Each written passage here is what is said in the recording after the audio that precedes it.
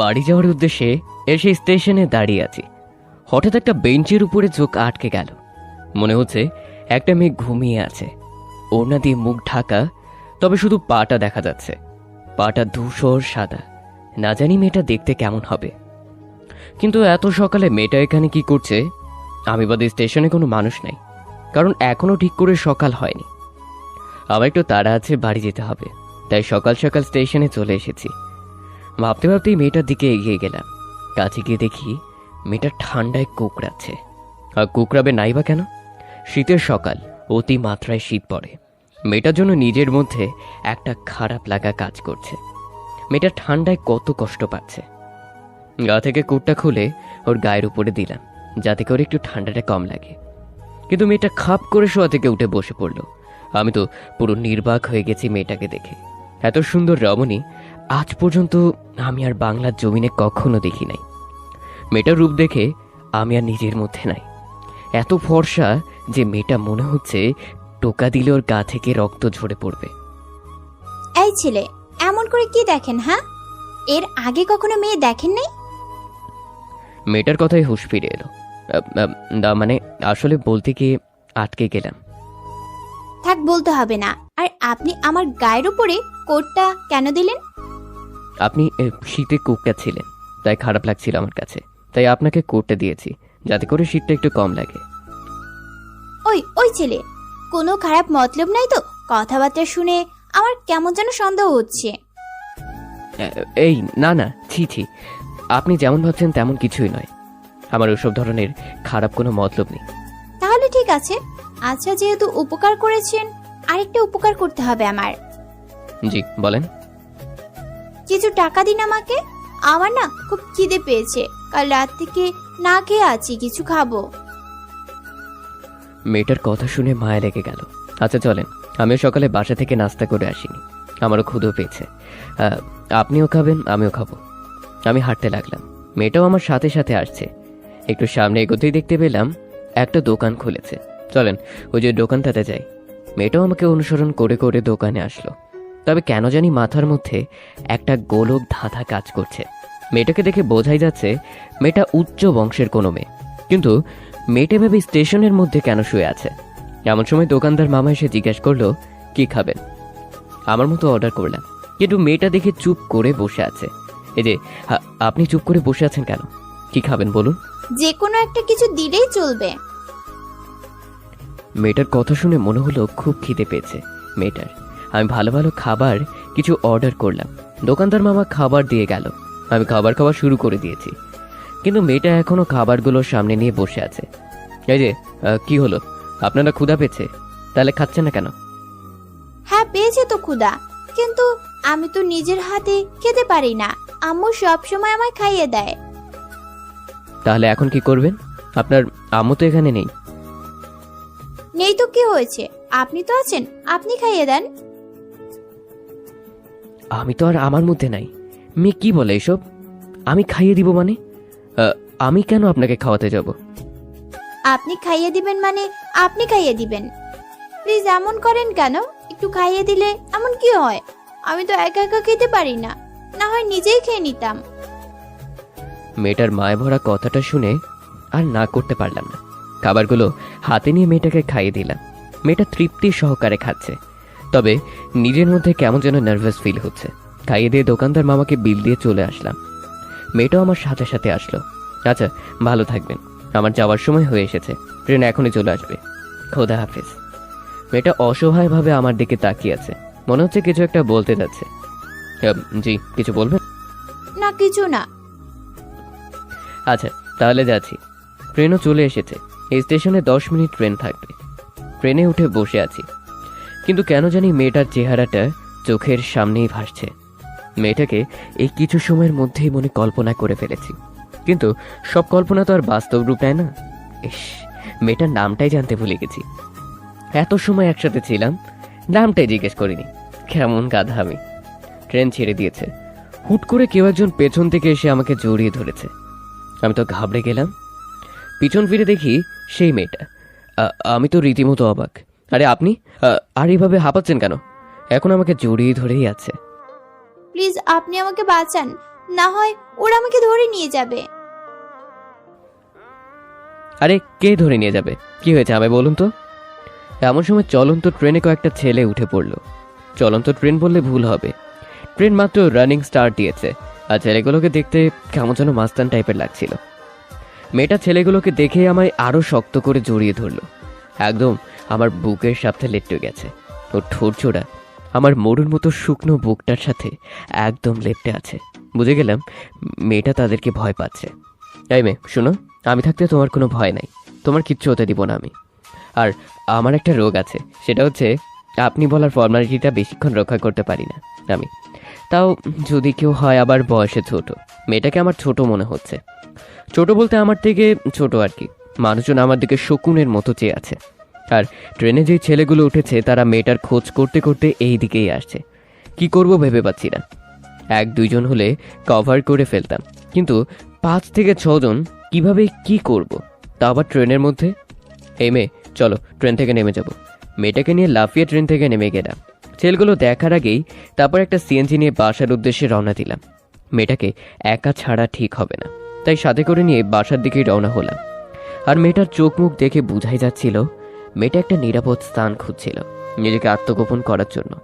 ধুর, আর বাড়ি যাওয়া হলো না, তাই নিজের ভাড়া করা বাসার দিকেই রওনা দিলাম, যেখানে আমি ভাড়া থাকি চাকরির সুবিধার জন্য।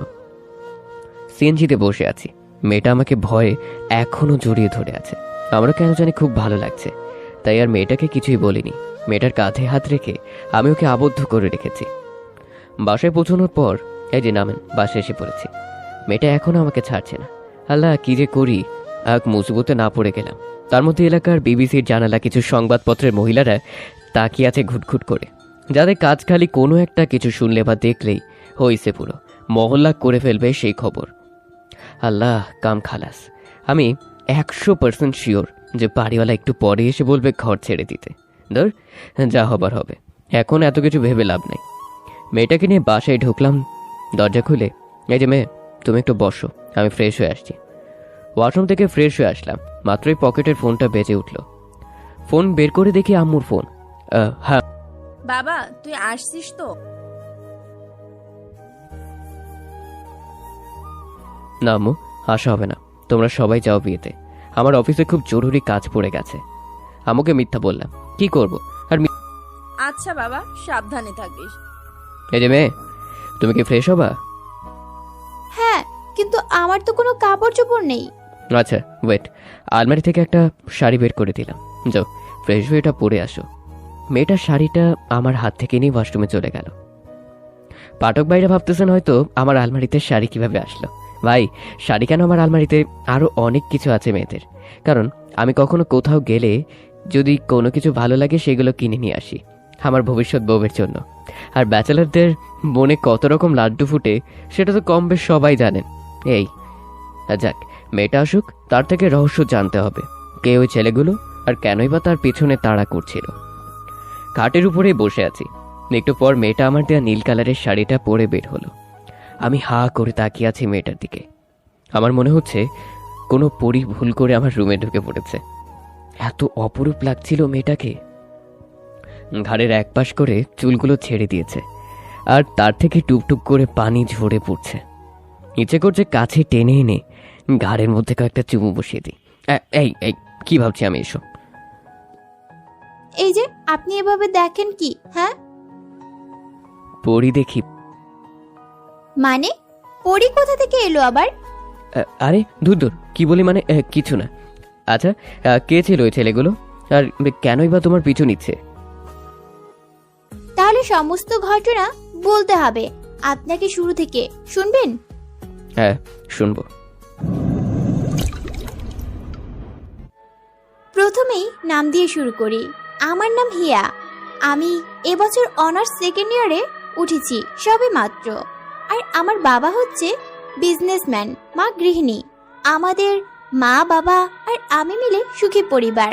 আমাদের দিনকাল ভালোই যাচ্ছিল, কিন্তু হঠাৎ একটা কালছাপের নজর পড়ে আমার উপর। আমি কলেজ থেকে আসার সময় লক্ষ্য করতাম একটা গাড়ি রোজ আমার পিছু নিত, কিন্তু কে বা কি তার পরিচয় জানতাম না। হঠাৎ একদিন কলেজ শেষ করে বাসায় গিয়ে দেখি অনেক লোক এসেছে বাসায়, কিন্তু লোকগুলো স্বাভাবিক মানুষের মতো না।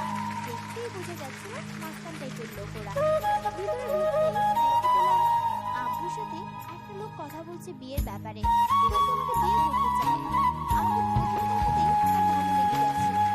লোকটার গালে একটা ক্ষত দেখা যাচ্ছিল, সম্ভবত ছুরি দিয়ে কেউ আঘাত করেছিল লোকটার গালে। আব্বু লোকটাকে সরাসরি না করে দেয় যে মেয়ে এখন বিয়ে দিবে না, কিন্তু লোকটা নাছোড়বান্দা, ওর আমাকেই চাই। আব্বু স্ট্রেট না বলে দিয়েছে যে আমার বিয়ে দিবে না। লোকটা হঠাৎ পিছন থেকে একটা পিস্তল বের করে আব্বুর গলায় ধরে আর বলে,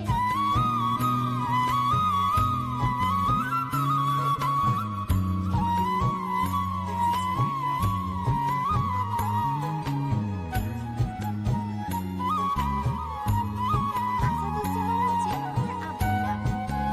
তাই আব্বু আমাকে গ্রামে আমার কাছে পাঠিয়ে দিতে ভাবে। রাতের মধ্যেই সব ব্যবস্থা করে আমার বাড়ির উদ্দেশ্যে পাঠিয়ে দেয়। কিন্তু কিভাবে জানি জানোয়ারগুলো খবর পেয়ে যায় আর আমার পিছু নেয়। তাই আমি মাঝ রাস্তায় বাস থেকে নেমে পালিয়ে যাই আর এখানে চলে আসি। জানোয়ারগুলা এটাও খবর পেয়ে গেছে হয়তো আমি স্টেশনে আছি, তাই তারা সেখানে খোঁজ করতে এসেছিল। এত ঘটনা ঘটে গেছে। হ্যাঁ, আচ্ছা, সমস্যা নেই। তোমার যত সময় দরকার এখানে থাকতে পারো। আর তুমি এখানে একদম নিশ্চিন্তে থাকো, কেউ তোমার চুল পরিমাণ ক্ষতিও করতে পারবে না। আচ্ছা আপনার নামটা কি? আমার নাম হচ্ছে আকাশ। আচ্ছা, তুমি থাকো, আমি বাজার করে নিয়ে আসছি, রান্না করতে হবে। না না, আমি একা থাকতে পারবো না, আমার খুব ভয় করে একা থাকতে। এই মেয়ে, ভয়ের কি আছে? আমি 2 মিনিটে যাব আর 2 মিনিটেই চলে আসবো। তুমি দরজা লাগিয়ে বসে থাকো, আর না হয় টিভি আছে, টিভি দেখো। আচ্ছা তাড়াতাড়ি আসবেন, কিন্তু দেরি হলে কিন্তু কান্না করে দিব। আচ্ছা, তাড়াতাড়ি আসবো। তারপর হিয়া ভিতর থেকে দরজা আটকে দিল। আমি বাজারে চলে গেলাম, কারণ বাজার না করলে দুইজনের এই না খেয়ে থাকতে হবে। আর ভেবেই অবাক লাগে, এত বড় একটা মেয়ে কিন্তু কথাবার্তা এবং চালচলনের মধ্যে একটা বাচ্চামি ভাব। 30 মিনিটের মধ্যেই বাজার করে বাসায় গেলাম। বাসায় গিয়ে ডাক দিতেই দরজা খুলে দিল। হয়তো এত সময় আমারই অপেক্ষা করছিল মেয়েটা। তারপর বাজারগুলো গুছিয়ে রান্না করতে চলে গেলাম। একটু পর দেখি মেয়েটা রান্নাঘরের দরজার সামনেই দাঁড়িয়ে আছে। কি কিছু বলবে? না, এমনিতেই রান্না দেখছিলাম। ও, রান্না করে খেতে বসলাম। কিন্তু মেয়েটার একটা রোগ আছে, সেটা তো আপনারা জানেন। নিজের হাতে খেতে পারে না, তাই খাইয়ে দিতে হলো। এভাবে সারাটা দিন কেটে গেল। মেয়েটা আমার সাথে আগের থেকে একটু ফ্রি হয়ে গেছে। মেয়েরা যথেষ্ট পরিমাণে মিশুক, একদিনেই বুঝে গেলাম। রাতের বেলায় ঘুমাতে যাব, তখন বাঁধলো বিপত্তি। কি করব? খাট তো একটা, থাকবো কোথায়? কারণ একটা মেয়ের সাথে এভাবে খাট শেয়ার করে থাকা যাবে না। তাই বালিশ নিয়ে সোফায় চলে গেলাম। এই কি করছেন? কোথায় যান? সোফায়। সোফায় কেন? খাটে কি হয়েছে? কই কিছু হয়নি তো। কারণ আমি খাটে ঘুমালে আপনি ঘুমাবেন কোথায়? কেন খাটে? মানে? খাটে মানে খাটে, মধ্যে একটা বর্ডার দিয়ে দুজন দুই পাশে ঘুমাবো। তাহলে ঠিক আছে। দুজনেই শুয়ে পড়লাম। মেয়েটা হয়তো ঘুমিয়ে গেছে, কিন্তু আমার ঘুম আসছে না। শুয়ে শুয়ে ভাবতে লাগলাম, কি রে, বিবিসি জানালাগুলো কি এখন পর্যন্ত বাড়ির মালিকের কানে দেয় নাই? আমি একটা মেয়েকে নিয়ে ঘরে উঠেছি, আজ এত ভালো হয়ে গেল। বা মহিলাগুলো। ভাবতে ভাবতে ঘুমিয়ে গেলাম। সকালবেলা ঘুম ভাঙলো চিল্লাচিল্লির শব্দে। ধুর, এত সকালে কি আবার চিল্লাচ্ছে? উঠে গিয়ে দরজা খুলতে যাব, কিন্তু উঠতে পারছি না। লক্ষ্য করে দেখি হিয়া আমাকে জড়িয়ে ধরে ঘুমিয়ে আছে, আর অন্যদিকে দরজা কেড়ে জানি অনবরত বাড়ি দিচ্ছে। হিয়াকে ছাড়িয়ে উঠে গিয়ে দরজা খুললাম। দরজা খুলে যা দেখলাম, পুরো মহল্লাবাসী আমার ঘরের সামনে এসে একত্রিত হয়েছে। তাদের মধ্যে সবার সামনে রয়েছে বিবিসি জানালা আপা। বাড়িওয়ালার কানে মনে হয় এখনো পৌঁছায় নাই খবর। এলাকার একজন বয়স্ক চাচা আমার পরিচিত। এখানে থাকতে থাকতে অনেকের সাথেই পরিচিত হয়ে গেছি। আকাশ, তুমি নাকি অবলা মেয়ে একটাকে নিয়ে ঘরে উঠেছ, এমন খবর কানে আসলো। চাচা। এই, এখন চুপ করে আসিস কেন? হ্যাঁ, চাচা কালকে আমার সামনেই এই মেয়েটাকে নিয়ে ঘরে উঠেছে। কই দেখি মেয়েটাকে, বাইর করো। আমি গিয়ে হিয়াকে ডেকে তুললাম। হিয়া একটু উঠো, বাহিরে অনেক মানুষ এসেছে। হিয়া ঘুম থেকে উঠে বাহিরে আসলো। এই মেয়ে তুমি কে? আর আকাশের বাসায় কি করো? আকাশের তো এখনো বিয়েই হয়নি, না হলে ভাবতাম যে বউ নিয়ে এসেছে ঘরে। হিয়া চাচার এতগুলো প্রশ্ন শুনে চুপ করে আছে, কি বলবে কিছুই মাথায় কাজ করছে না। হিয়ার হাত পা যেন কাঁপা শুরু করে দিয়েছে। এমন সময় চাচা আমি বলছি কি হয়েছে। আসলে চাচা আমরা দুইজনকে বহু আগের থেকে ভালোবাসি। ওর ফ্যামিলির কেউ রাজি নাই, তাই গতকাল আমরা পালিয়ে বিয়ে করে ফেলেছি, আর আমার বাসায় ওকে নিয়ে এসেছি। তাহলে ঠিক আছে। চাচা বিয়ে করেছে বলল আর আপনি মেনে নিলেন? পাড়ার পরিবেশ নষ্ট করছে এই ছেলে বিয়ে করেছে যে প্রমাণ দেখাও। হ্যাঁ ঠিক বলেছো রাহেলা আপা। বিবিসির নাম রাহেলা। আকাশ যাও গিয়ে কাবিননামা নিয়ে এসো, আমরা সকলেই দেখবো যে তোমরা আসলে বিয়ে করেছো কিনা। চাচা আসলে হয়েছে কি, কাবিননামা তো হাতের পাই নাই, সব উকিলের কাছে আছে। আমরা শুধু বিয়ে করে এখানে চলে এসেছি। বিবিসির জানালা আপা বলল, চাচা বললাম না বেটা আমাদের ঘোল খাওয়াচ্ছে। বিয়ে করেছে কিন্তু এখনো কাবিননামা হাতে পায় নাই। শোনো বাসা, আমাদের এইসব বললে শুনছি না, এমন কোনো একটা প্রমাণ দেখাও যে তোমরা বিয়ে করেছো। আকাশের তো মাথায় যেন বাঁশ ভেঙে পড়ার মতো অবস্থা। বাঁচার জন্য এমনটা বলল, এখন আরো ভালোভাবে ফেসে গেল। হিয়া তো আকাশের দিকে রাগে লুক নিয়ে তাকিয়ে আছে। খচ্চর বেটাকে কে বলতে বলেছে বিয়ে হয়েছে তাদের? আর তাদের দুজন বহু আগে থেকেই একজন একজনকে ভালোবাসে। এখন ঠেলা সামলাও। মাথা নিচু করে আছি। দেখছেন এখন মাথা নত করে আছে, তার মানে এখানে কোনো ঘাপলা আছে। কি করব এখন? এই এলাকার মানুষজন ছিছি করতেছে আমাদের দুজনকে নিয়ে। এই সবাই থামেন, আমি কি বলি মন দিয়ে শোনেন। ওরা বিয়ে করেছে কিনা সেটা পরের ব্যাপার। যেহেতু ওরা দুজন একসাথে একই বাসায় রাত্রি যাপন করেছে, তার মানে সকলেই বুঝতেছেন তো। সবার সম্মুখে ওদের আবার বিয়ে হবে, কি বলেন সবাই? সবাই এতে সম্মতি দিল। এলাকাবাসী জোর করে আমার আর হিয়ার বিয়ে দিয়ে দিল। এখানে মানা করার কোনো সুযোগও নাই, মানা করা দূরের কথা। এমন কথা আনলেও এলাকাবাসী মিলে আমাকে আর হিয়াকে কাঁচা গিলে খেয়ে ফেলবে। বিয়ে শেষ, একজন আপা এসে আমার রুমটাতে বাসরঘর সাজিয়ে দিয়ে চলে গেল। রুমের বাহিরে দাঁড়িয়ে আছি, ভিতরে ঢুকবো কি ঢুকবো না দ্বিধাদ্বন্দ্বে পড়ে গেলাম। কারণ মেয়েটাকে বিপদের মুখ থেকে বাঁচিয়ে আনলাম, আর সে নিজেই আবার বিপদের মুখে ফেলে দিলাম। ধর, যা হওয়ার হবে, এত কিছু ভেবে লাভ নাই। রুমের ভিতরে গিয়ে দেখি মেয়েটা খাটের উপরেই বসে আছে ঘোমটা দিয়ে। একটু সামনে যেতেই কান্নার আওয়াজ কানে আসলো। ওর কাছে গিয়ে, এই হিয়া কান্না করছো কেন বলে যেই না ওর হাতটা ধরলাম, অমনি ও এক ঝটকা দিয়ে হাতটা ছাড়ে। আপনি আমার হাত ধরেছেন কোন সাহসে? হিয়া আসলে আমাকে ক্ষমা করে দাও, আমি এসব কিছুই বুঝে শুনে করিনি।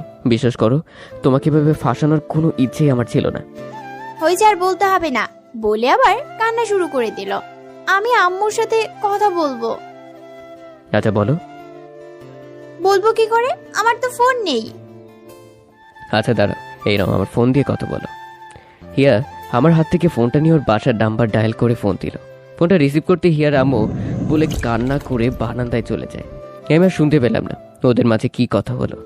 বেশ অনেকটা সময় পর হিয়া এসে আমার হাতে ফোনটা দিয়ে বলল, আম্মু কথা বলবে। আম্মু? লাইনে আছে, নিন কথা বলুন।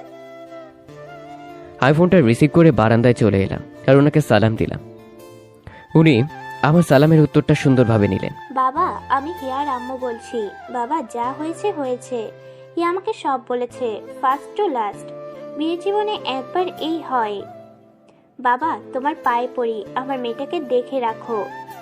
আর বাবা, তোমার যা বর্ণনা দিল হিয়া, তাতে করে বুঝে দিয়েছি তুমি কতটা ভালো মনের মানুষ। তবে বাবা, হিয়া কান্নাকাটি করছিল ওকে নিয়ে যাওয়ার জন্য। বাবা, তুমি তো জানোই হিয়া হয়তো সবটা তোমাকে খুলে বলেছে।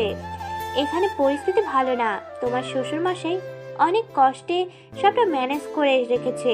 হিয়া যদি আবার এখানে আসে তাহলে বড় ধরনের সমস্যা হবে। আচ্ছা আন্টি, সমস্যা নেই, আপনি ওটা নিয়ে টেনশন করবেন না, আপনার মেয়েকে আমি দেখে রাখবো। এই ছেলে আন্টি মানে কি? হ্যাঁ, এই ছেলে আন্টি মানে কি? হ্যাঁ আম্মু বলো, আম্মু। আচ্ছা আপু, আপনি টেনশন করিয়েন না, আমি হিয়াকে দেখে শুনে রাখবো। কথা বলা শেষ করে একটা স্বস্তির নিঃশ্বাস ফেললাম। যাক, হিয়ার বাসা থেকে মেনে নিয়েছে। যাক, যেভাবেই হোক মনের আশাটা পূর্ণ হয়েছে। হিয়াকে প্রথম থেকেই ভালো লেগে গিয়েছিল। কথা শেষ করে রুমে এসে দেখি হিয়া শুয়ে আছে আর নাক টেনে টেনে কান্না করতেছে। গিয়ে ওকে জড়িয়ে ধরলাম, কারণ এখন তো আমার বউ। এই খচ্চর বেটা, আমাকে জড়িয়ে ধরলেন কোন সাহসে? এখন কি তোমায় জড়িয়ে ধরতে সাহস লাগবে নাকি? কারণ এখন তুমি আমার বউ, যখন ইচ্ছে জড়িয়ে ধরতে পারবো। আর শাশুড়ি আমু বলে দিয়েছে তোমাকে দেখে শুনে রাখতে, তাই তোমার দেখাশোনা করছি। ছাড়েন বলছি, এখন কিন্তু খারাপ হবে না ছাড়লে। কি খারাপ হবে শুনি? হিয়া আমার হাতে জোরে একটা কামড় দিয়ে উঠে পালিয়ে যাবে, এমন সময় খপ করে ওর হাতটা ধরে ফেললাম আর একটানে আমার কাছে নিয়ে আসলাম। এই বউ, কই যাও? তোমার দেখাশোনা করতে হবে তো। মানে কি? মানে কি বুঝবা? এখন আস্তে আস্তে ওর ঠোঁট জোড়ার দিকে এগোতে লাগলাম। ঠোঁট জোড়া অনবরত কাঁপতেছে। আমার তোর কোমল ঠোঁট জোড়া দেখেই নেশা লেগে গেছে। তারপর ওর ঠোঁট জোড়াগুলো নিজের দখলে করে নিলাম। প্রায় 10 মিনিট পর ছেড়ে দিলাম। দুজনেই হাঁপাচ্ছি। কি হলো এটা? ওই কি হলো? বউকে আদর করলাম। জি, আপনার লজ্জা করে না একটা মেয়ের সাথে এভাবে নোংরামি করতে? আর কি বললেন? বউ? বউ মানে কিসের বউ? কোথাকার বউ? দুজনেই একটা খারাপ পরিস্থিতির শিকার হয়েছি, আর সেটাকে আপনার কাছে বিয়ে মনে হয়? জি, আপনি এতটা নিজ সেটা ভাবতেই আমার ঘেন্না হচ্ছে। তার চেয়ে বরং নিজ ইচ্ছায় ওই অসৎ লোকটার কাছে বিয়ে বসে সব বিলিয়ে দিতাম, তাহলে আজকের মতো একটা দুর্দিন দেখতে হতো না। প্লিজ হিয়া, তুমি আমায় ভুল বুঝো না। আসলে আমি নিজের মধ্যে ছিলাম না এত সময়। আমি আসলে এমন না, কিন্তু আজ কেন জানি নিজেকে ঠিক রাখতে পারিনি। হয়েছে, আর নিজের দোষ ঢাকতে হবে না।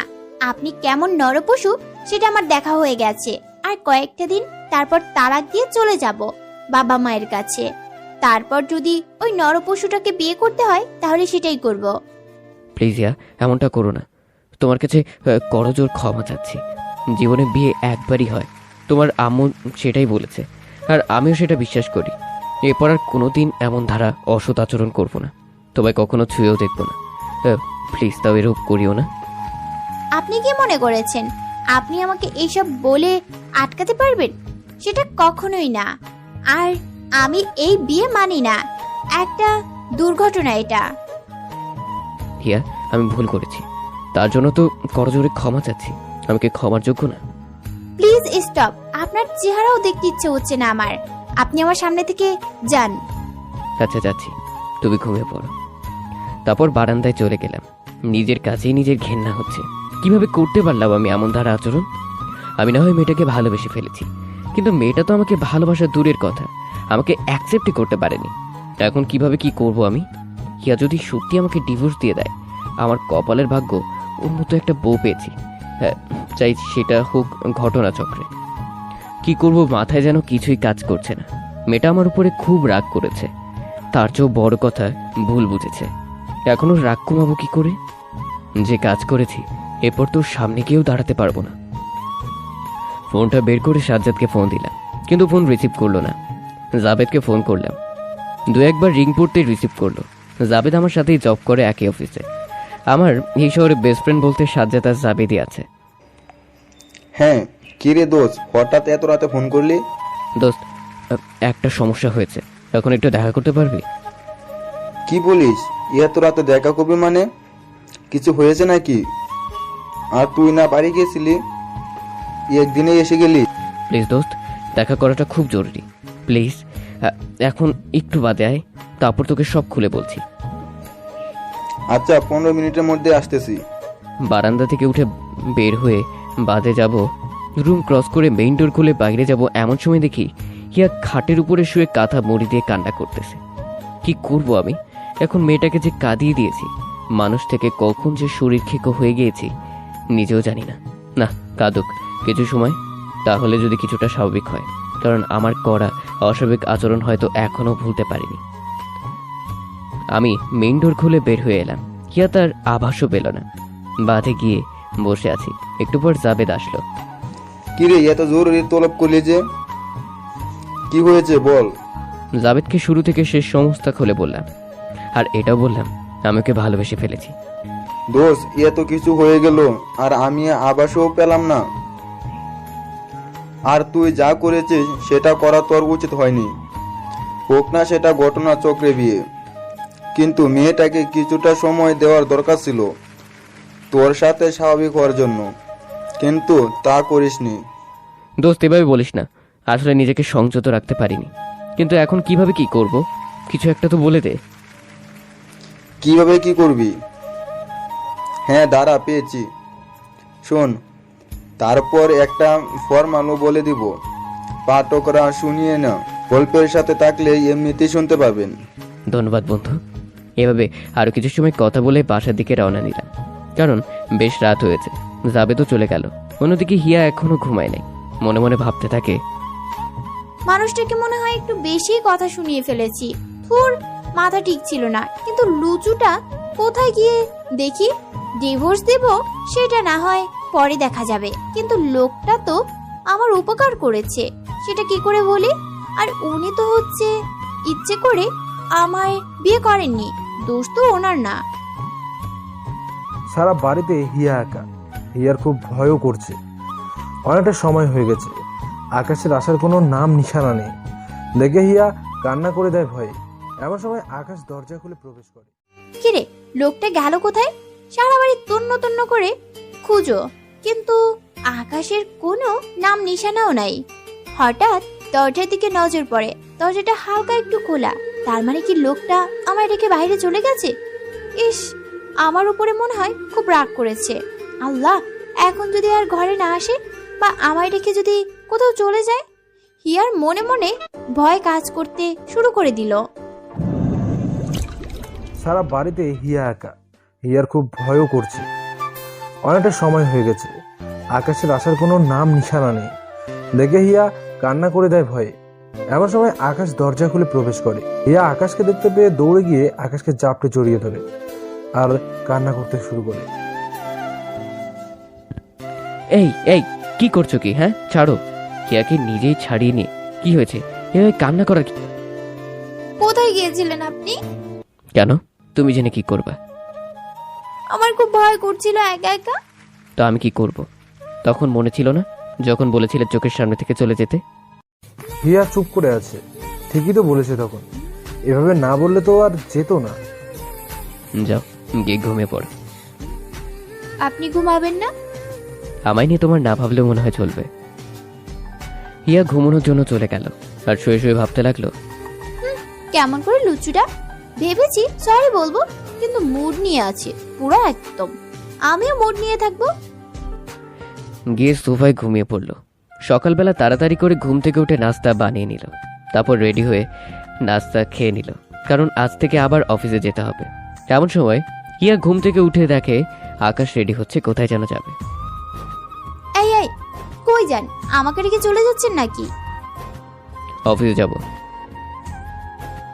আমি তাহলে একা একা ঘরে কি করব? আমিও আপনার সাথে যাব। তুমি পাগল হয়ে গেছো? দেখে আমি পাগল হয়ে যাইনি।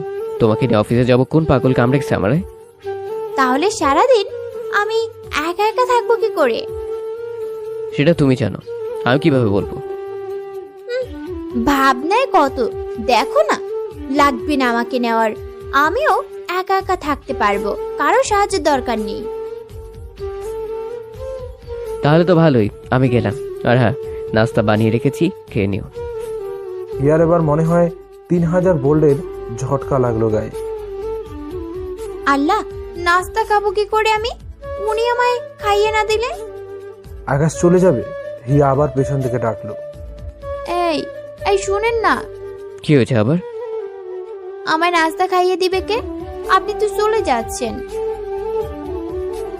এখন কেন? তুমি না বললে তোমার কারোর কোনো সাহায্যের দরকার নেই? এখন আমার নাস্তা খাইয়ে দিতে হবে? এমন করেন কেন? আমি তো ওইটা না, অন্য কারণে বলেছি। আচ্ছা, চুপচাপ ফ্রেশ হয়ে এসো, আমি নাস্তা রেডি করে তোমায় খাইয়ে দিব। তাড়াতাড়ি যেতে হবে না, হয় অফিস টাইম লেট হয়ে যাবে। হিয়া ফ্রেশ হয়ে আসলো, তারপর ওকে খাইয়ে দিয়ে অফিসে চলে গেলাম। অফিসে এসে কাজ করতে করতে দুপুর হয়ে গিয়েছে। খাবার জন্য ব্রেক দিয়েছে, ক্যান্টিনে খেতে যাব। এমন সময় হিয়ার কথা মনে পড়লো। আল্লাহ, মেয়েটা কি খেয়েছে কে জানে। স্যারকে বলে বাসায় গেলাম, ছুটি নেই, কারণ হিয়াকে খাইয়ে দিতে হবে। আর ঘরে কোনো খাবারই রান্না করা নাই। কি খাবে মেয়েটা? বাসায় এসে কলিং বেলটা চাপ দিচ্ছি, কিন্তু দরজা খোলার কোনো নামগন্ধ নাই। দরজা ধাক্কা দিতেই দরজাটা খুলে গেল। আল্লাহ, সারা বাড়ি অন্ধকার কেন? দিনের বেলা তাও জানালার পর্দা সব টেনে রেখেছে হিয়া। রুমের লাইটও অফ। দিন না রাত বুঝার কোনো উপায় নাই। তারপর লাইটের সুইচটা অন করতেই ফ্লোরের দিকে নজর গেল। সারা ফ্লোর রক্তে লাল হয়ে আছে। আর এটা দেখে আমার চোখ তো চড়ক গাছ। আল্লাহ, হিয়া কিছু হয়নি তো? হিয়া, এই হিয়া, কোথায় তুমি? সারা বাড়ি খোঁজ করে কোথাও হিয়াকে দেখতে পেলাম না। কি করি এখন? মনের মধ্যে একটা ভয় ঢুকে গেল। আল্লাহ, হিয়া ঠিক আছে তো? হঠাৎ মনে হলো বারান্দায় দেখিনি। এখন বারান্দায় গিয়ে দেখি হিয়া একটা চেয়ারের উপরে বসে ঘুমিয়ে আছে, আর হাত থেকে অনবরত রক্ত ঝরে পড়তেছে। হিয়া, এই হিয়া! ডাক দিতেই লাফ দিয়ে উঠে দাঁড়িয়ে গেল। এই কে কে? এই, আমি আকাশ। ও আপনি কখন এলেন? রাখো, তোমার কখন এলেন আগে বলো। হাতের এই অবস্থা কি হলো? কি করে? আর রক্ত কেন ঝরছে? আসলে হয়েছে কি, খুব খিদে পেয়েছিল, কি খাবো কিছুই পাচ্ছিলাম না। কিচেন রুমে গিয়ে দেখি নুডলসের প্যাকেট। মনে করেছিলাম সেটা রান্না করব, কিন্তু সেটার জন্য পেঁয়াজ কাটতে গিয়ে হাত কেটে ফেলেছি। কি? তুমি পেঁয়াজ কাটতে গিয়ে হাত কেটে ফেলেছো? কতগুলো রক্ত বেরোচ্ছে সে খেয়াল আছে তোমার? পুরো ফ্লোর রক্ত হয়ে আছে রক্তে। আর এখন এটাতে কিছু দাওনি কেন? রক্ত পড়ছে। এমন বকেন কেন? ক্ষুধা পেয়েছে, তার উপরে হাত কেটে ফেলেছি, আবার আপনি এসে বকাও দিচ্ছেন। চুপ, একদম বকা দিব না তো কি করব? হ্যাঁ, কিছু খুঁজে পাচ্ছিলাম না। তাড়াতাড়ি ড্রেসিং টেবিল থেকে ফার্স্ট ওয়েড বক্স বের করে হাতটা পরিষ্কার করে ব্যান্ডেজ করে দেয়। যাও এবার চুপচাপ বিছানার উপরে গিয়ে বসো। হিয়া বাধ্য মেয়ের মতো খাটের উপরে গিয়ে বসলো। আকাশ আসার সময় খাবার নিয়ে এসেছিল বাইরে থেকে, সেগুলো দুটো প্লেটে করে পরিবেশন করে নিয়ে আসে। তারপর হিয়াকে খাইয়ে দেয়, সে নিজেও খাইয়ে নেয়। হিয়া ভেবে পায় না আকাশকে সে ভালো ভাববে না খারাপ। ওই দিনের আচরণের কথা হিয়া এখনো ভুলতে পারেনি। তোর বাবা, যে কয়দিন আছে এখানে আছি, আমার এত ভালো খারাপ নিয়ে ভেবে লাভ নাই। আর মাত্র কিছুদিন, তারপর আমি এখান থেকে চলে যাব। আকাশ মনে মনে বলে, মেয়েটা কেমন বুঝে উঠতে পারছি না। কখনো বাচ্চাদের মতো আচরণ করে, আবার কখনো কঠোর ব্যবহার করে। আচ্ছা, হিয়া কি আমার সত্যিই ছেড়ে চলে যাবে? যদি সত্যি চলে যায়, আমি ভালোবাসবো কাকে? না, আর ভেবে লাভ নেই। যে করে হোক আগে নিজের করে রাখবো। আকাশ হিয়ার কাছে যায়। এই হাতের ব্যথা কমেছে তোমার? হ্যাঁ, কিছুটা।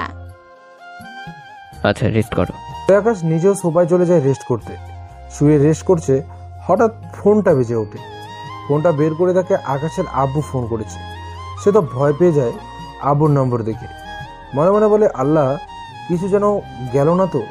ফোনটা রিসিভ করে ভয়ে ভয়ে সালাম দেয়।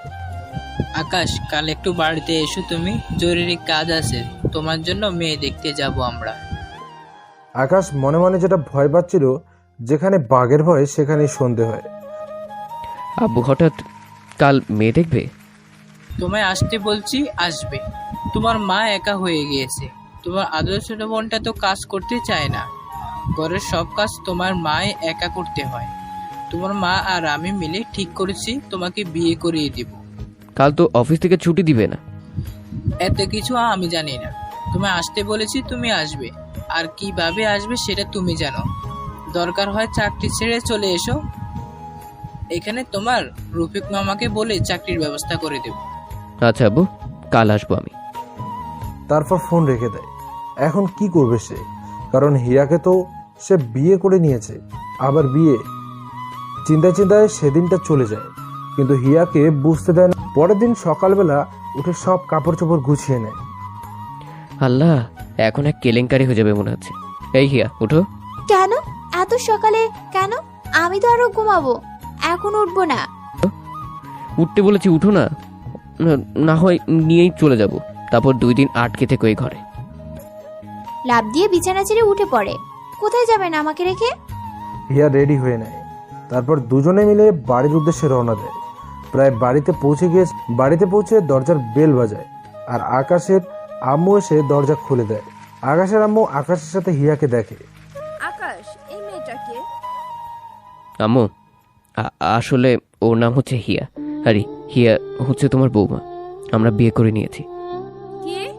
কই গো আকাশের আব্বু, তুমি? তোমার বাদর ছেলে বিয়ে করে বউ নিয়ে এসেছে। আল্লাহ, এখন আমাদের সব আয়োজনের কি হবে? আকাশের আব্বু দৌড়ে আসে তাড়াতাড়ি। কি হয়েছে আকাশের আম্মু, এত চেঁচাচ্ছ কেন? তোমার ছেলে বিয়ে করে বউ নিয়ে এসেছে। আকাশের আব্বু পাশে ফিরে দেখে সত্যি আকাশ বউ নিয়ে এসেছে। আকাশ, তোর মা যা বলছে তা কি সত্য? হ্যাঁ আব্বু। আকাশের আব্বু তো রেগে গেছে। আকাশের আব্বু ঠাস করে আকাশের গালে থাপ্পড় বসিয়ে দেয়। করে পারলে এমনটা করতে? হ্যাঁ, আমরা কি মরে গেছে নাকি? আমাদের বললি কি আমরা তোদের বিয়েটা দিতাম না? আকাশ চুপ করে আছে। হিয়া তো আকাশের আব্বুর রাগ দেখে ভয়ে শেষ। হিয়া ভয়ে আকাশের সাথে চুপসে লেগে আছে। যাও, যা করেছো করেছো, এখন আর কি করার আছে? আকাশের মা, বৌমাকে নিয়ে রুমে যাও। এই মেয়ে, চলো আমার সাথে। না, আমি যাব না আমার স্বামীকে ছাড়া। আপনাদের খুব রাগ, পরে আমাকেও মারবেন। বলে আকাশকে শক্ত করে হাত দিয়ে চেপে ধরে। আকাশের আব্বুর রাগ তো নিমেষেই উধাও হয়ে গেছে হিয়ার এমন বাচ্চামি দেখে। আর আকাশ তো হিয়া কি বললো এটা? স্বামীকে ভক্তি করা কবে থেকে শিখলো? এই মেয়ে, এদিকে আসো। না, আগে বলেন, আমারও কি থাপ্পড় মারবেন? না, পাগল ছেলের বউয়ের গায়ে কেউ হাত তোলে? হিয়া যাও। হিয়া ভয়ে ভয়ে আকাশের আব্বুর কাছে যায়। বাহ, মাশাআল্লাহ, আমার বৌমা তো দেখতে খুব সুন্দর। তো বৌমা, আমার এমন বদমাস ছেলের কপালে তোমার মতো সুন্দরী বউ জুটলো কি করে? হিয়া তো লজ্জায় শেষ, মনে মনে বলে, ইস, কি বলে এসব? মনে মনে শালার বাপ না হিটলার, নিজের পোলারে বদমাইশ কয়। মা, মুরব্বীদের সবসময় সম্মান করতে হয়। নতুন বিয়ে করেছো, যাও তোমার শাশুড়ি আম্মুকে সালাম করে এসো। হিয়া আকাশের আম্মুকে সালাম করে, সাথে আকাশের আব্বুকেও। যাও, অনেকটা জার্নি করে এসেছো, এখন একটু রেস্ট নাও। দুজনেই ওপরে চলে যায়, যেখানে আকাশের রুম। আপনার আব্বুর খুব রাগ, তবে কিন্তু মনটা অনেক ভালো। হ্যাঁ, তুমি তো ভালোই বলবে, কারণ তোমার যে সুনাম করেছে আর আমাকে বদনাম বলেছে, হিটলার বাপ একটা। যাই হোক, আপনার থেকেও ভালো আছে। আপনার মতো তো আর না যে মানুষের শরীরের লোভ সামলাতে পারে না। হিয়ার কথা শুনে আকাশের মনটা একদম ছোট হয়ে গেছে। আমি তো মজা করে বলেছি, তার জন্য আমার খারাপ উপমা দিতে হবে? হ্যাঁ মানছি, আমি শরীর খেকো, ভুল করে না হয় এদিন ওর সাথে অমনটা করে ফেলেছি, কিন্তু ভালোবেসে যে খাইয়ে দিই, দেখাশোনা করি, এগুলোর কি কোনো মূল্য নাই ওর কাছে? হ্যাঁ ঠিক বলেছ, আমি শরীরের লোভ সামলাতে পারি না, কারণ আমি শরীর খেকো। আর চিন্তা করো না, সময় হলে এটার জন্য আফসোস করবে, সেদিন কেন স্পর্শ করেছি, আজ কেন করছি না। আকাশ মন খারাপ করে রুম থেকে বের হয়ে আসে। রুম থেকে বের হয়ে ছাদে চলে যায়। কিরে, লোকটার আবার কি হলো? দূর, মন খারাপ করলে করুক, আমার কি? আমি তো সত্যিটাই বলেছি, আর আফসোস কখনোই করব না। থাক, আর না, অনেক ভালোবেসেছি, আর ভালোবাসবো না। এত কিছুর পরেও আমি দোষী, কারণ আমার করা একটা ভুল আচরণ তোমার মনে গেঁথে গেছে। তারপর থেকে বড় কথা, আমি তোমার যোগ্য না। আচ্ছা, এখান থেকে গিয়ে আমি ওকে ছেড়ে দিব, সে মুক্তি চায়, মুক্তি দিয়ে দিব। আর আজ থেকে তুমি দেখবে আমার আসল রূপ। ভালোবেসেছি, এখন মন থেকে ছুঁড়ে ফেলে দিব হিয়া নামক ব্যক্তিটাকে। অনেকটা সময় পরে আকাশ নিচে নামে ছাদ থেকে নেমে রুমের দিকে যায়।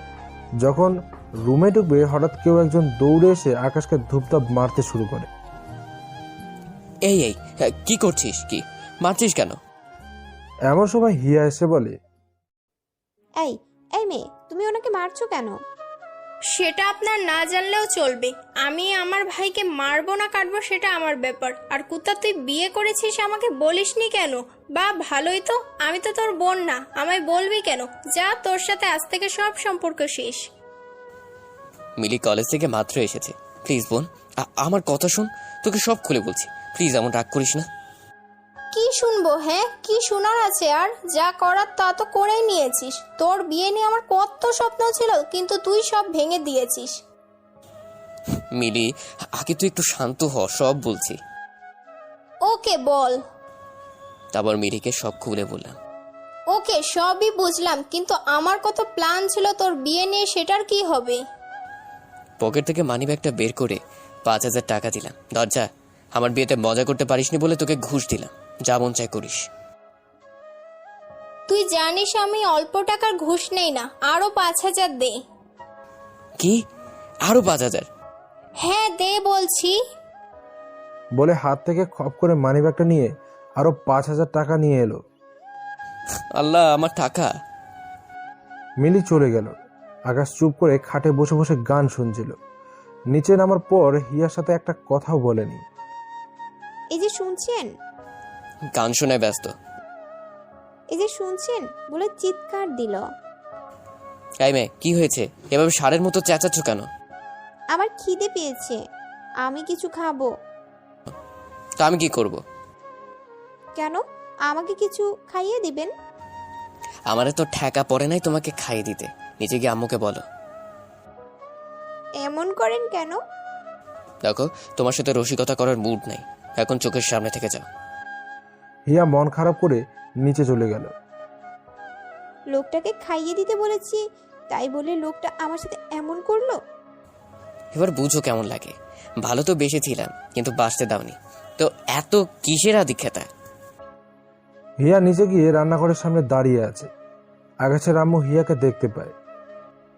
কি রে মা, কি হয়েছে? কিছু কি বলবি? আসলে আমার না খুব খিদে পেয়েছে।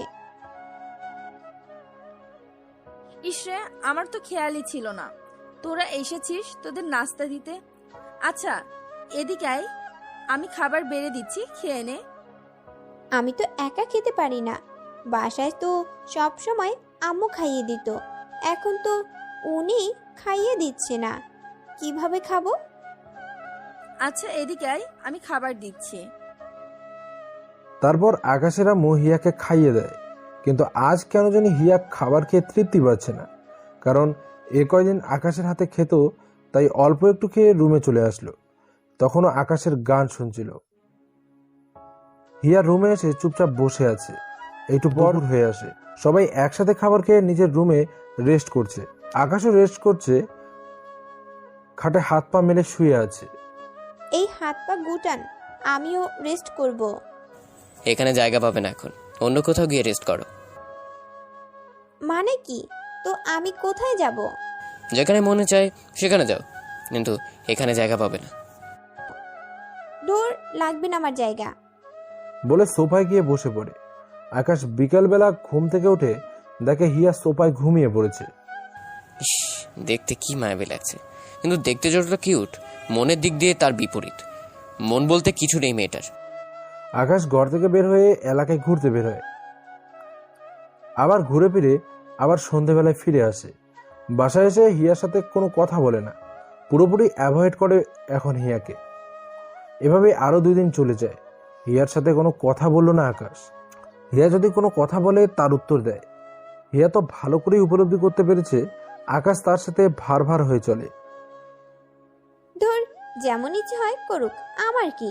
আর কয়েকটা দিন মাত্র, তারপর আম্মুরা আসলে ওনাদের সাথে চলে যাব খচ্চরটাকে ডিভোর্স দিয়ে। আম্মু, আমার অফিস ছুটির সময় প্রায় ফুরিয়ে এসেছে। কাল থেকে অফিসে যেতে হবে, আজ চলে যাব আমি। কয়েকটা দিন থেকে গেলে হয় না? না আম্মু, আবার কিছুদিন পর ছুটি নিয়ে আসবো। আচ্ছা বৌমাকে সাথে নিয়ে যাবি নাকি?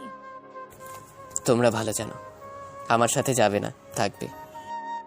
আচ্ছা নিয়ে যা, কারণ একা একা থাকিস, কথা বলার একটা সঙ্গী হলেও তো হবে। আকাশ তার মায়ের কথা শুনে মনে মনে বলে, ওর মতো মেয়ে হবে, আবার আমার কথা বলার সঙ্গী। আর মেয়ে খুঁজে ফেলে না তুমি। তো কখন যাবি? এই তো খেয়েই রওনা দিব। আচ্ছা দাঁড়া, আমি খাবার রেডি করছি। তারপর খেয়ে দিয়ে রেডি হয়ে নিলাম। তারপর সবার থেকে বিদায় নিয়ে হিয়াকে সাথে করে নিয়ে চলে আসলাম। গাড়িতে বসে আছি আর মনে মনে ভাবছি, যাক ভালোই হয়েছে হিয়াকে আমার সাথে দিয়ে। এতদিন তো আম্মু খাইয়ে দিয়েছে, কিন্তু এখন কে খাইয়ে দিবে? সেই আমার কাছেই ঘুরে ঘুরে আসতে হবে। বাসায় পৌঁছে কিছুটা সময় রেস্ট নিলাম। পরে বিকেলে সাজাদকে ফোন দিয়ে অনেকটা সময় আড্ডা দিলাম দুজন মিলে। বেশ রাত করে বাড়িতে ফিরে এসেছি। আর আসার সময় বাইরে থেকে কিছু খাবার নিয়ে এসেছি, কারণ আজ রান্না করবার মতো কোনো শক্তি নাই শরীরে। হিয়ার খাবারগুলো টেবিলে বেড়ে রেখে নিজে খেয়ে শুয়ে পড়েছি। ঘুমে চোখটা প্রায় লেগে এসেছে। এমন সময় হিয়া ডাক দিল। মেজাজটা পুরা বিগড়ে গেল একদম। তাও কিছু বললাম না। দেখেছো কেন, কি হয়েছে? অবশ্য কি হয়েছে সেটা আমার অজানা নয়। একটু খাইয়ে দিন না। কি? তুমি আমার ঘুম নষ্ট করেছো তোমায় খাইয়ে দেওয়ার জন্য? রিয়া আকাশকে ধমকে নীরবে কান্না করছে। তাদেরকে আকাশ বলে, এই মেয়ে, সমস্যাটা কি? হ্যাঁ, দিন না একটু খাইয়ে, এমন করেন কেন? না, পারবো না আমি খাই দিতে। নিজের খাবার নিজে গিয়ে খাও, না হয় না খেয়ে থাকো। হিয়া মন খারাপ করে চলে যায়। হিয়া খাবারগুলো নিয়ে বসে আছে, কিন্তু আকাশ তো খাইয়ে দেবে না। তাই সে নিজেই শুরু করে খেতে, কিন্তু ঠিকঠাক মতো খেতে পারছে না। এক লোকমা দিলে তার বেশিরভাগ বাইরে গিয়ে পড়ছে। না, গিয়ে দেখি মেয়েটা কি করে। আস্তে আস্তে ডাইনিং টেবিলের দিকে যায়। গিয়ে দেখে হিয়া পুরো দুনিয়াদারি করছে ভাত ছিটিয়ে ছুটিয়ে।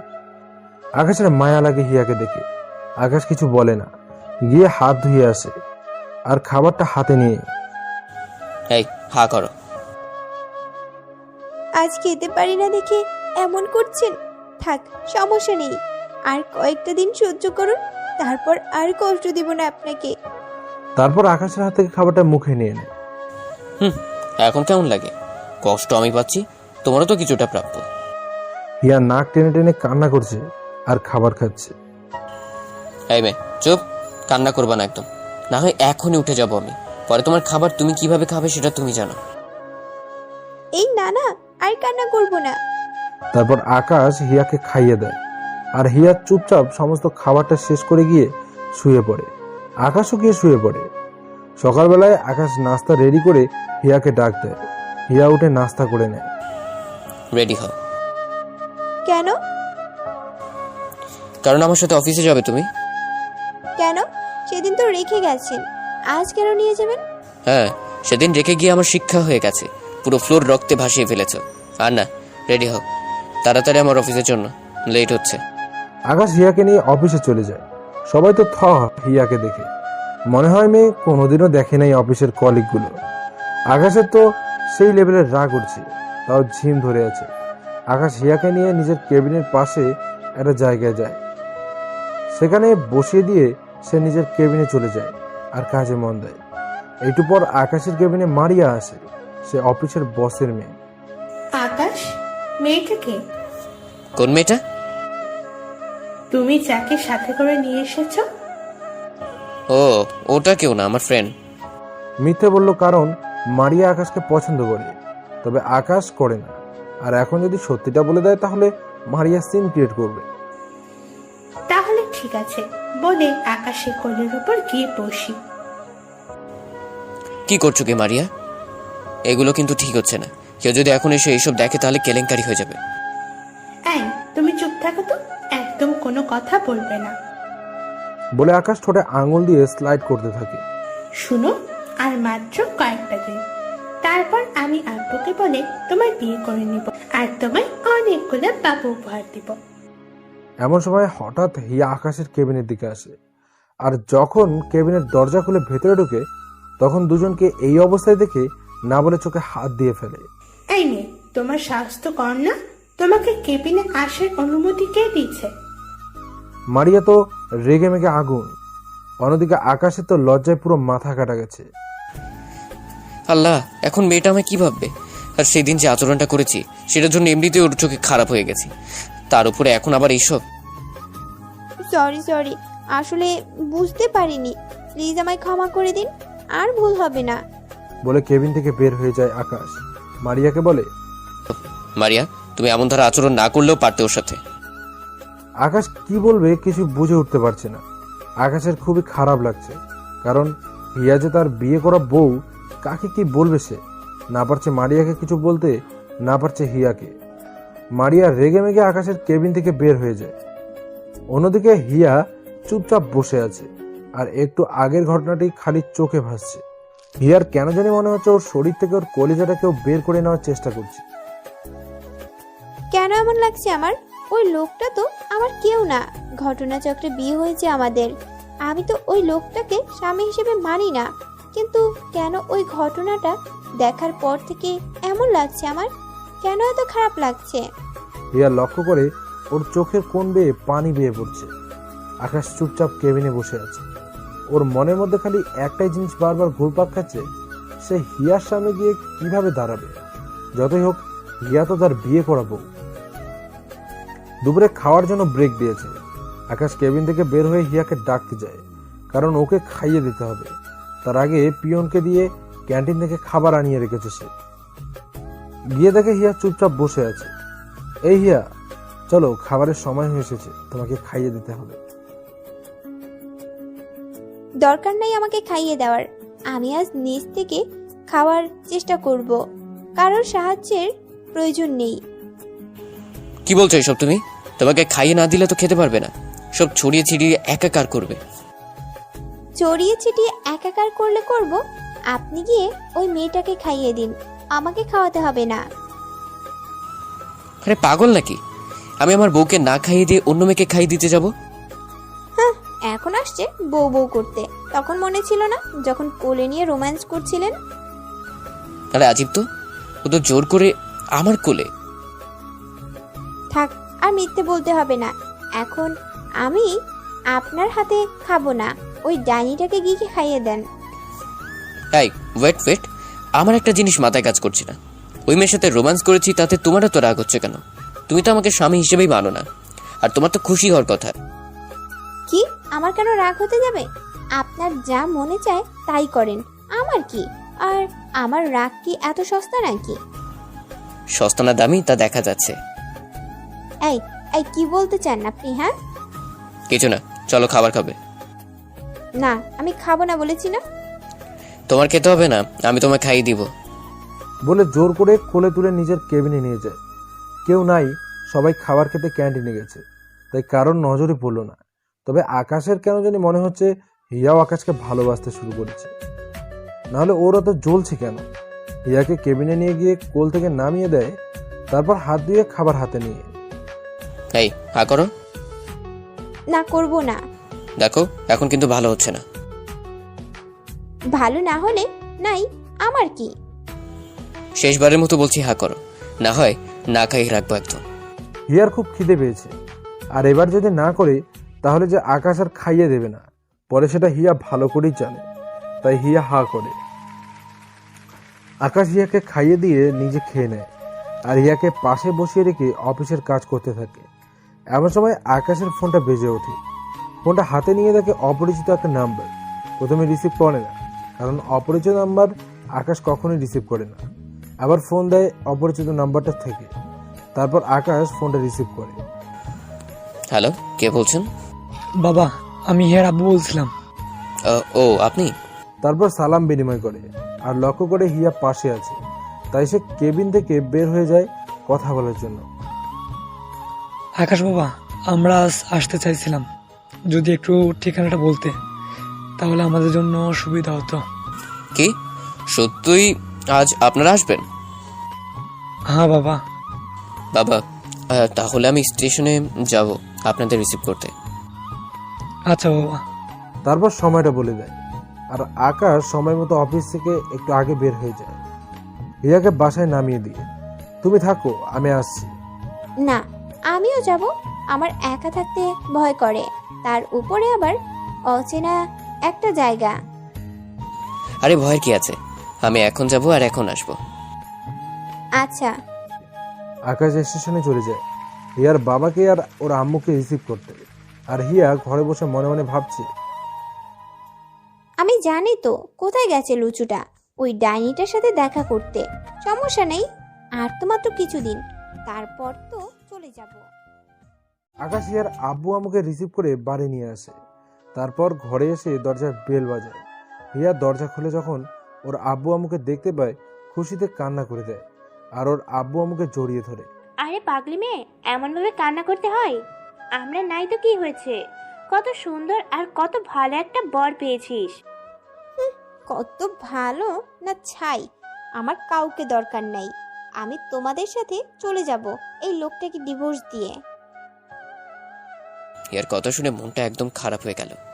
আসলে কি এই মেয়ে, কি বলছিস এইসব অলক্ষণে কথাবার্তা? যা বলেছি ঠিকই বলেছি। আরে রাখো তো মেয়ের কথা, এখন অনেকটা পথ অতিক্রম করে এসেছে। একটু রেস্ট করো, পরে দেখা যাবে ওই সব কথাবার্তা। আকাশ তাড়াতাড়ি করে বাইরের দোকান থেকে গিয়ে নাস্তা কিনে নিয়ে আসে শ্বশুর শাশুড়ির জন্য। বিকেলবেলায় সবাই মিলে নাস্তা করতে বসে। এমন সময় আকাশ বাবা, তুমি এখানে একা থাকো? মা বাবা নেই?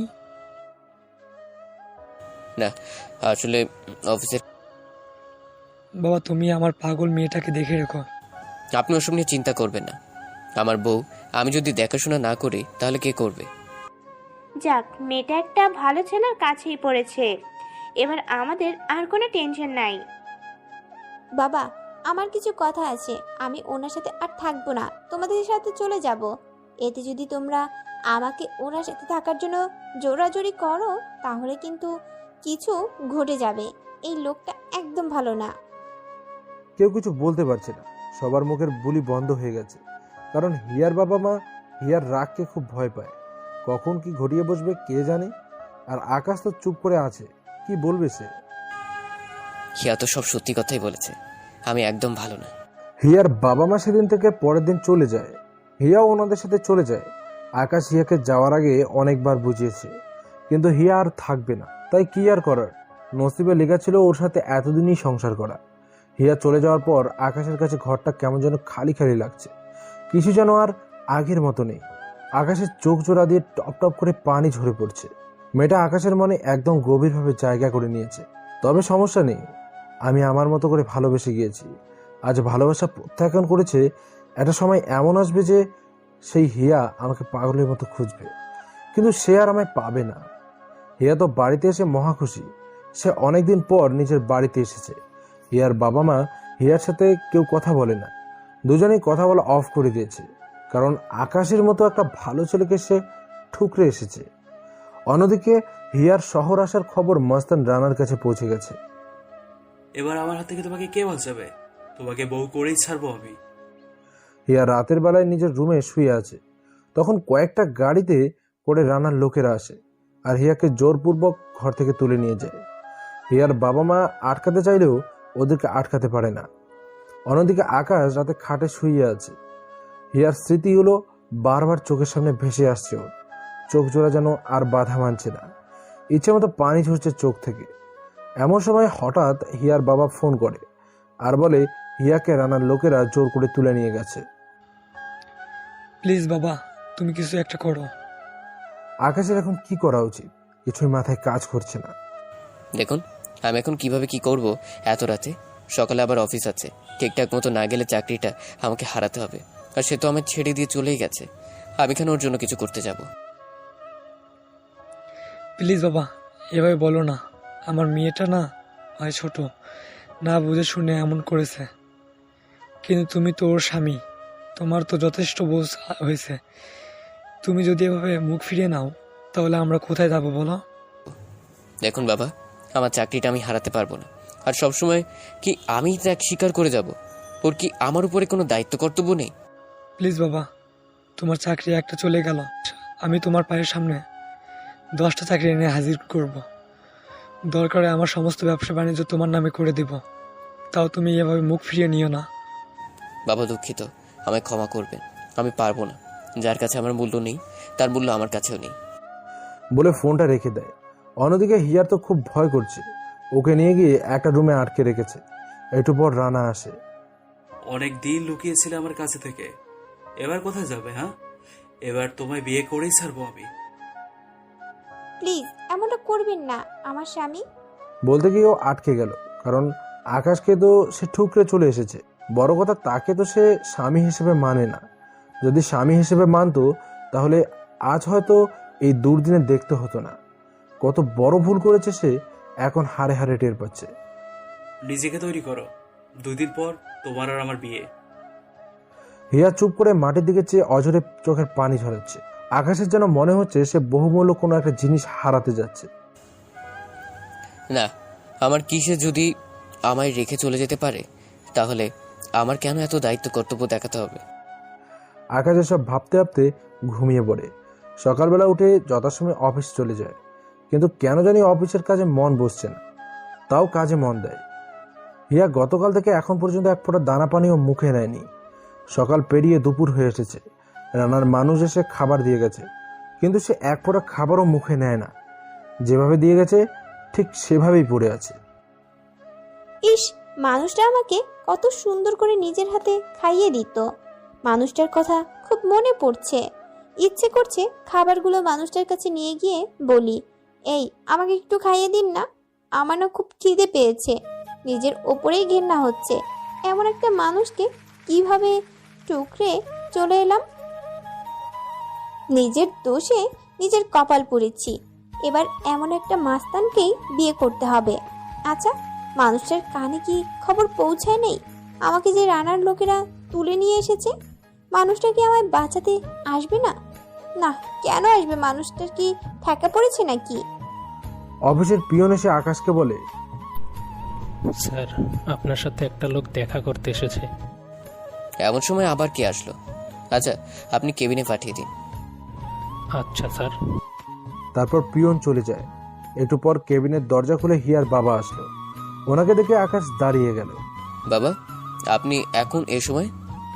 বাবা, তোমার পায়ে পড়ি, তুমি আমার মেয়েটাকে বাঁচাও। আমার মেয়ের হয়ে আমি ক্ষমা চাইছি। আমার মেয়েটাকে বাঁচানোর মতো যে তুমি ছাড়া আর কেউ নেই। উনি কথা বলতে বলতে একদম কান্না করে দিয়েছে। প্লিজ বাবা, আপনি কান্না করবেন না, আমি দেখছি কি করা যায়। আপনি টেনশন করবেন না, আপনার মেয়ে আমি আপনার কাছে ফিরিয়ে দিব। আপনি এখন বাসায় যান, আমি রাতের মধ্যেই আপনার মেয়েকে আপনার কাছে ফিরিয়ে দিব। হিয়ার বাবা চলে গেল। না, যা হয়েছে হয়েছে, যতই হোক এখন আমরা আলাদা হইনি। আর ও এখন আমার স্ত্রী, ওর সম্মান রক্ষা করার দায়িত্ব এখন আমার। ওকে যে করে হোক রানার হাত থেকে বাঁচিয়ে আনতে হবে। কিন্তু কিভাবে ওকে আমি ওইসব বাস্তানদের হাত থেকে ছুটিয়ে আনবো? সাজাদকে ফোন দিলাম আর সমস্তটা খুলে বললাম। এখন কি করবি? শোন, তাহলে দুজনে মিলে একটা প্ল্যান করলাম আর বললাম যাতে জাবেদকেও। আচ্ছা ঠিক আছে, কিন্তু আকাশ, এতে তোর জীবন চলে যাওয়ার ভয় আছে। কারণ রানা মাস্তান মানুষ না, আজ তো একটা জানোয়ার।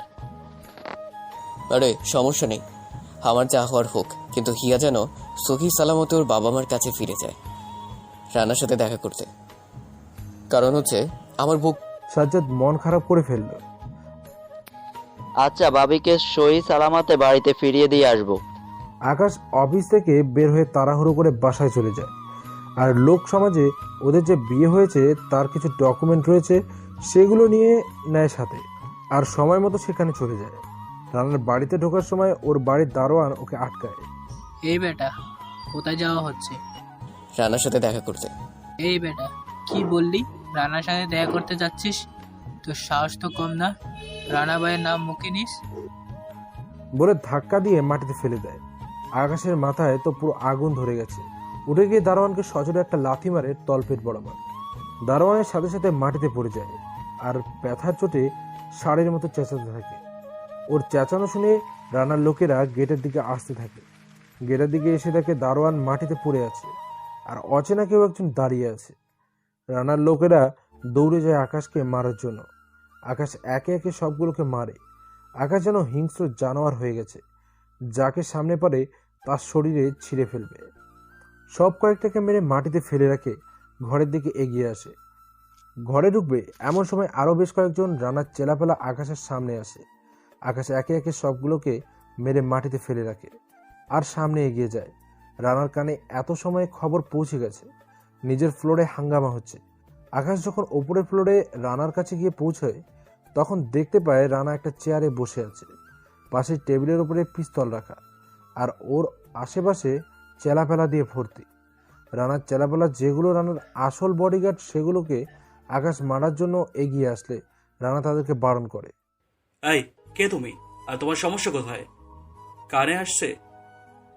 তুমি নাকি আমার ঘরে এসে হাঙ্গামা করছো? তার কারণটা কি? কারণ হচ্ছে আমার বউকে আপনারা তুলে নিয়ে এসেছেন, তাই আমার বউকে আমি ফিরিয়ে নিয়ে যেতে এসেছি।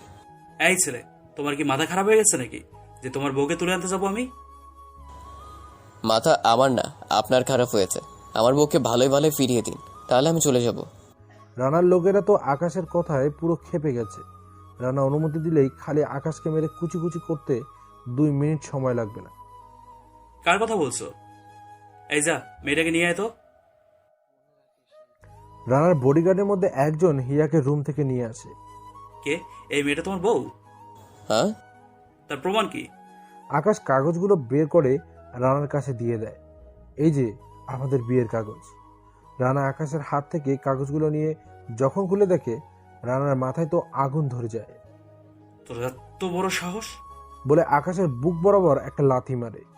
আকাশ টাল সামলাতে না পেরে মাটিতে গিয়ে পড়ে। বুকে খুব ব্যথা পেয়েছে সে, উঠতেও পারছে না, মুখ দিয়ে রক্ত বের হচ্ছে।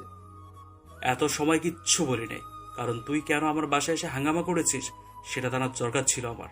কিন্তু এখন দেখি তুই আমার ভালোবাসার উপরে অধিকার জমিয়েছিস। তোকে তো আর জীবিত রাখবো না আমি। প্লিজ আপনারা ওনাকে কিছু করিয়েন না, আমি এই বিয়েতে রাজি। প্লিজ আপনারা ওনাকে ছেড়ে দিন। কে শোনে কার কথা? রানা পিস্তলটা হাতে নিয়ে পিস্তলের ট্রিগারটা উল্টো দিকে ঘুরিয়ে নেয়, আকাশকে মারবে বলে। আকাশকে গিয়ে মাটি থেকে তুলে ওকে মারতে যাবে, ঠিক তখনই আকাশ রানার মুখ বরাবর একটা ঘুষি মারে। রানার লোকেরা সবগুলো একসাথে এসে আকাশকে এলোপাথারি মারতে শুরু করে।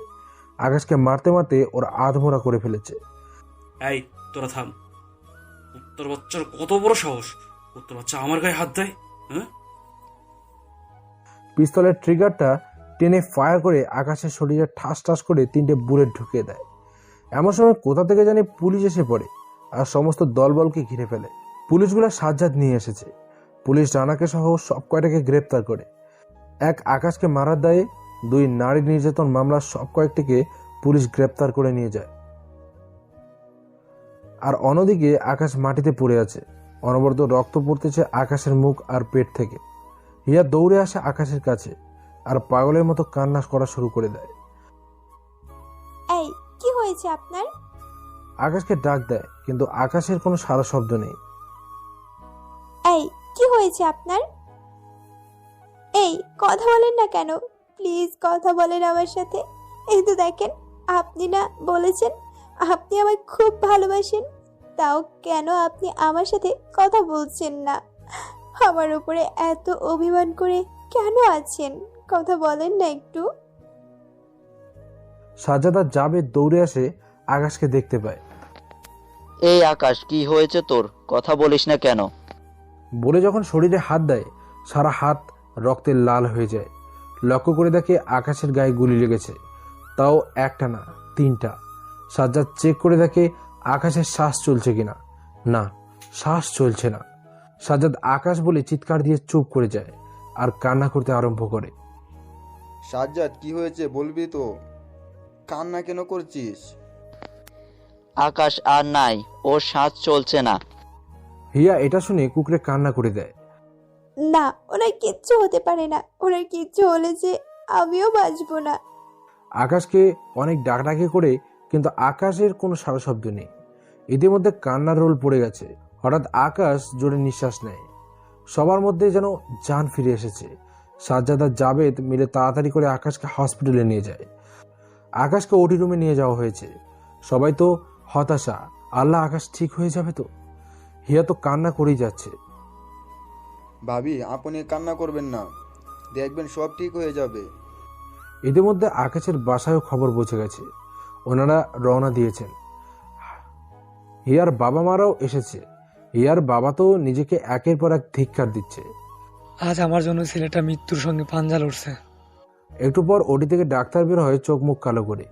হিয়া দৌড়ে ডাক্তারের কাছে যায়। ডাক্তার সাহেব, আমার উনি ঠিক আছেন তো? আমার ওনার কিছু হয়নি তো? দেখুন, রোগীর অবস্থা বেশি একটা ভালো না। যে কোনো সময় হয়তো উনি এই দুনিয়ার মায়া ত্যাগ করবে। হিয়া না বলে চিৎকার করে ওঠে। না মারে, তুই শান্ত হ, দেখবি আকাশের কিচ্ছু হবে না। ডাক্তার সাহেব, যত টাকা লাগে আমি দিব, তবুও আপনি আমার মেয়ের জামাইকে সুস্থ করে দিন। দেখুন, এখানে টাকা পয়সার কোনো ব্যাপার না, আর আমরাও চাই রোগীকে সুস্থ করে তুলতে। কিন্তু সমস্যা হচ্ছে গুলিগুলো রোগীর পাকস্থলীতে গিয়ে লেগেছে আর অতিমাত্রায় রক্তক্ষরণ হয়েছে, তাই রোগীর সুস্থতা এখন আমাদের হাতের নাগালের বাইরে চলে গিয়েছে। উপরওয়ালাকে ডাকুন, উনি এখন চাইলে সুস্থ করে দিতে পারে। আর আপনারা সবাই গিয়ে রোগীকে দেখে আসুন, এরপর হয়তো আর সম্ভব হবে না। বলে ডাক্তার চলে যায়। হিয়া তো ডাক্তারের কথা শুনে আরো ভেঙে পড়েছে, কান্নার মাত্রা আরো বেড়ে গিয়েছে। এমন সময় আকাশের মা বাবা সকলে এসে হসপিটালে পৌঁছায়। আকাশের মা তো কান্না করতে করতে শেষ। আকাশের আম্মু হসপিটালে পৌঁছে পাগলের মতো আচরণ করা শুরু করে দিয়েছে। এই সাজ্জাদ, আমার ছেলে কি হয়েছে? ও এখন কোথায়? সাজ্জাদকে আগে থেকে চিনে আকাশের আম্মু। খালাম্মা, আকাশ গুরুতর অ্যাক্সিডেন্ট করেছে, এখন ওকে আইসিইউতে রাখা হয়েছে। মিথ্যে বলেছে সাজ্জাদ, কারণ না হয় টেনশন বেশি করবে। ডাক্তার কি বলেছে? খালু, ওনারা জবাব দিয়ে দিয়েছে। আকাশের আম্মু তো ঠাস করে মাটিতে পড়ে যায়, আল্লাহ, আমার ছেলে। বলে কান্না করতে থাকে। থমথমে একটা পরিবেশ তৈরি হয়ে গেছে সেখানে। কারোর মুখে কোনো হাসি নেই, কোনো কথা নেই। তারপর সবাই আকাশের কেবিনে যায়। গিয়ে দেখে আকাশের মুখে মাস্ক লাগানো, কোনো সারা শব্দ নেই। আকাশের মা তো আকাশকে জড়িয়ে ধরে কান্না করা আরম্ভ করেছে। এই আকাশ, কি হয়েছে তোর? দেখ, আম্মু এসে গেছে। তুই কি তোর আম্মুর সাথে কথা বলবি না? এই আকাশ, বল না, তুই তোর মাটার সাথে কথা বলবি না? এমন সময় একজন নার্স ভেতরে আসে এবং বলে, এই আপনারা কি করতেছেন? এভাবে কান্নাকাটি করলে তো রোগীর আরো ক্ষতি হবে। প্লিজ এভাবে কান্নাকাটি করবেন না। এখন আমাদের সার্জারি স্পেশালিস্ট আসবে, আপনারা প্লিজ একটু বাইরে যান। আকাশকে দেখে হিয়ার তো বুক ফেটে কান্না আসছে। হায় আল্লাহ, কি করলাম আমি এটা? আজ আমার জন্য ওনার এই অবস্থা। উনি তো কত ভালোবাসতো আমায়, তাও ওনাকে ঠুকরে চলে এসেছি। কিন্তু এই উনি আমাকে বিপদের হাত থেকে বাঁচিয়েছে। অনেকটা রাত হয়ে গেছে, সবাই কেবিনের সামনে বসে অপেক্ষা করছে। আর অন্যদিকে আকাশের কোনো রেসপন্স নেই, কোনো ভালো সংবাদও নেই। হিয়া এখনো কান্না করছে খিচখিচে।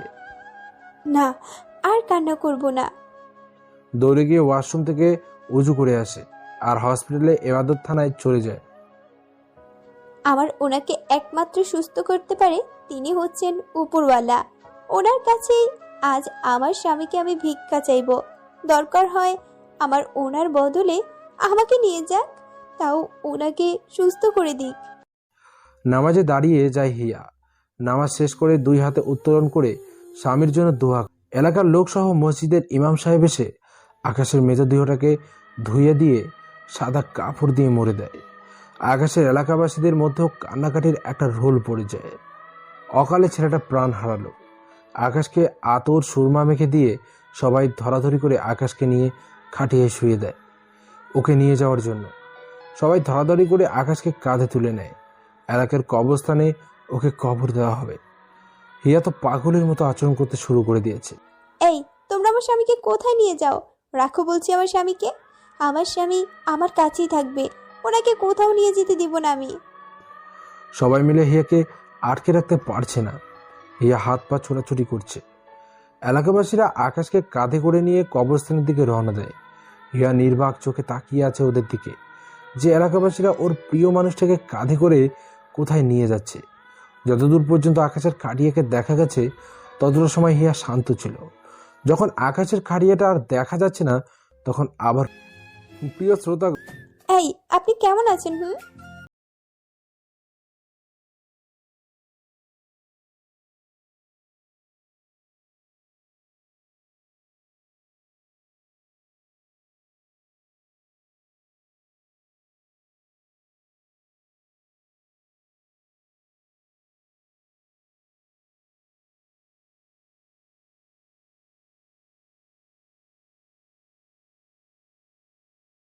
ইচ্ছে করছে তোমাকে আদর করে একটা তোতা পাখির আম্মু বানাই দিতে।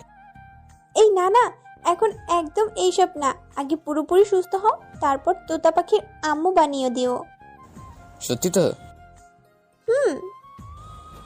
আচ্ছা, সেটা না হয় সুস্থ হলে দেখা যাবে, কিন্তু এখন তো জড়িয়ে ধরে ঘুমোতে দাও। আচ্ছা ধরো। আকাশ হিয়াকে শক্ত করে জড়িয়ে ধরে